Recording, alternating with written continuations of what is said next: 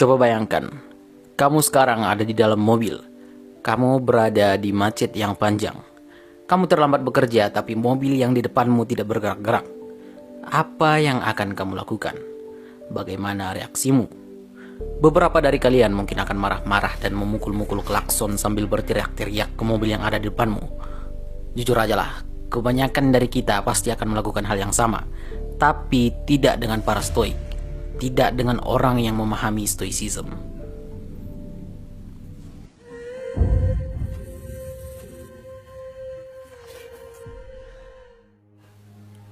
Di sebuah kota di Cyprus, 300 tahun sebelum Masehi, hidup seorang yang kaya raya, Zeno. Dalam perjalanannya dari Venesia ke Veris, kapalnya tenggelam bersamaan dengan muatannya. Kekayaannya yang sangat banyak tiba-tiba hilang dalam sekejap, karena sesuatu yang di luar kontrolnya terjadi. Kalau kamu yang mengalami hal itu, bagaimana reaksimu? Marah? Sedih? Apa kamu akan berpikir hidupmu itu sangat menyedihkan? Ya, ini reaksi normal kita, tapi tidak dengan Zeno, the father of stoicism. Zeno berakhir di Athena, dan ketika mengunjungi satu toko buku, dia diperkenalkan dengan filosofinya Socrates, dan kemudian bertemu dengan seorang filsuf di sana bernama Crates. Dia dengan bercanda berkata, "Ada untungnya juga kapalku tenggelam." Kejadian ini sangat drastis mengubah hidupnya, membawanya untuk mengembangkan pemikiran dan prinsip-prinsip yang kita kenal sekarang sebagai stoicism. Hidup sangatlah susah. Stoicism adalah filosofi yang berkembang selama 480 tahun di Yunani kuno dan Romawi, dan sangat populer mulai dari seorang budak sampai seorang kaisar. Karena tidak seperti filosofi yang lain, yang ini sangat membantu ketika kita panik, mau menyerah, putus asa, dan marah. Ada 3 filsuf hebat dari stoicism. Pertama, Epictetus, seorang budak yang menghabiskan hampir seluruh hidupnya dalam penjara. Kedua, Seneca, penulis dan penasihat kerajaan Roma.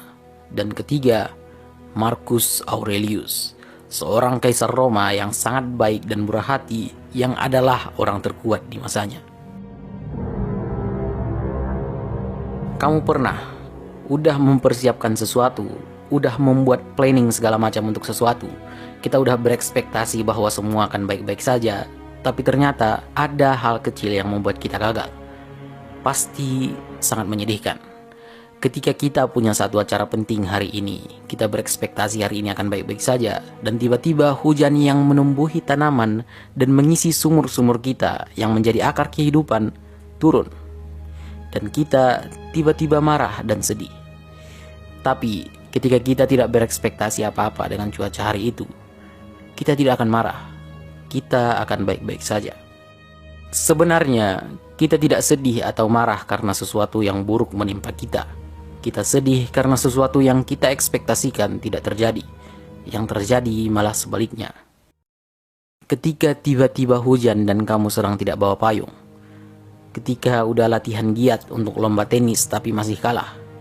Ketika udah capek-capek belajar tapi tidak diterima di perguruan tinggi pilihan. Ketika dia menolak pernyataan cintamu. Ketika kamu dibegal orang di tengah jalan. Kita sedih, marah, merasa hidup ini tidak adil. Tapi bagaimanapun juga, kita tidak bisa mengontrol semua hal yang ada dalam hidup kita. Kita tidak bisa mengontrol cuaca. Kita tidak bisa menentukan hasil dari suatu perlombaan. Kita tidak bisa mengontrol perasaannya. Stoicism mengajarkan kita untuk mengekspektasikan yang terburuk. Semua hal buruk yang bisa terjadi akan terjadi. Gambarkan hasil yang terburuk, karena ketika kita sudah berekspektasi yang terburuk akan terjadi, ketika itu memang terjadi, kita akan baik-baik saja. Kita tidak akan merasa sesedih yang sebelumnya. Dan ketika hal itu tidak terjadi, kita akan merasa sangat bahagia. Karena tiba-tiba hal baik di luar ekspektasi kita terjadi. Seburuk apapun situasinya, kita pasti tetap akan bertahan hidup dan bahkan masih bisa berusaha untuk kembali ke situasi awal. Memang sangat buruk ketika kita tidak diterima di kampus impian kita. Sangat buruk ketika tiba-tiba preman datang untuk merampok uang kita. Tapi kita akan baik-baik saja. Kita pasti bisa melewati semua itu. Seperti yang dikatakan Marcus Aurelius, kita lebih kuat dari yang kita pikirkan. Stoicism juga mengajarkan agar kita fokus pada proses, bukan hasil. Fokus dalam hal yang bisa kita kontrol, bukan hal yang tidak bisa kita kontrol.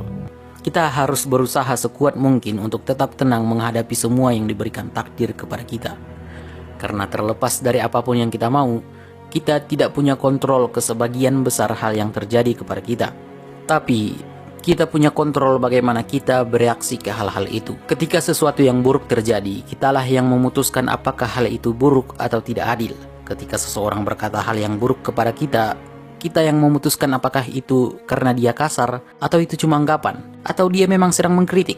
Seperti yang pernah ditulis oleh Epictetus. Bukan kejadian itu yang mengganggu orang-orang, tapi penilaian mereka terhadap itu. Stoicism mengajarkan kita untuk belajar membedakan hal yang bisa kita kontrol dan yang tidak bisa kita kontrol. Membuat video YouTube memang tidak sesusah menjadi kaisar Roma, tapi bisa juga agak susah kadang. Pertama, harus mencari ide yang bisa sampai berhari-hari dan tidak ketemu.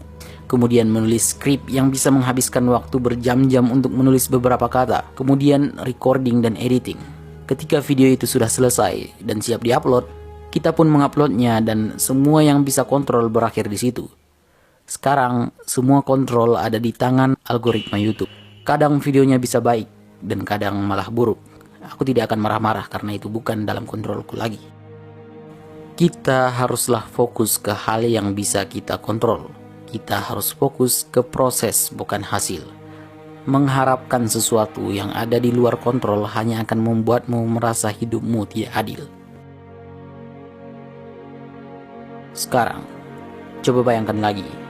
Kamu sedang berada di mobil yang sama, sedang macet, dan kamu terlambat bekerja, dan mobil yang di depanmu tidak bergerak sama sekali. Bagaimana reaksimu? Terima kasih karena sudah menonton. Bye.